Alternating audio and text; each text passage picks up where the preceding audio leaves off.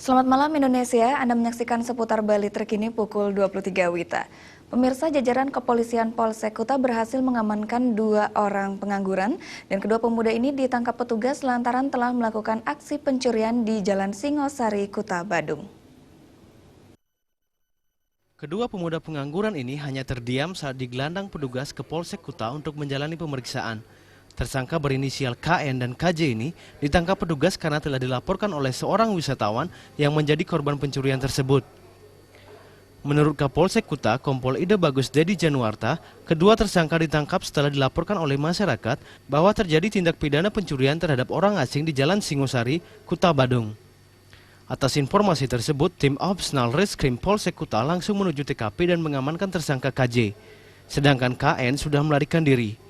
Setelah dilakukan interogasi terhadap KJ, akhirnya petugas mendapat identitas tersangka KN. Kemudian petugas langsung melakukan penangkapan terhadap KN di rumah KJ.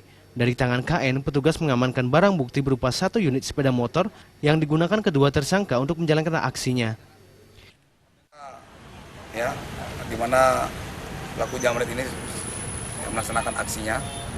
Ya, kemudian korban melapor ke Polsek Kuta dalam waktu 24 jam kita berhasil mengungkap ya, kasus jamret yang ada di wilayah Kuta. Sudah berapa kali pelaku ini melakukan penjamretan ini?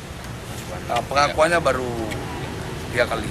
Ya. Baru 3 kali. Ya, sebagai tenaga eksekutor, ya KJ.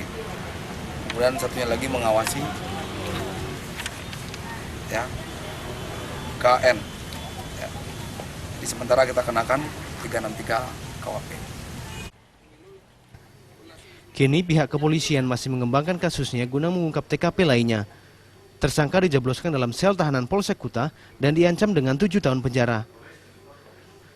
Kadek Suwantara, Bali TV. Sekian seputar Bali terkini kali ini. Terima kasih untuk perhatian Anda. Salam Indonesia.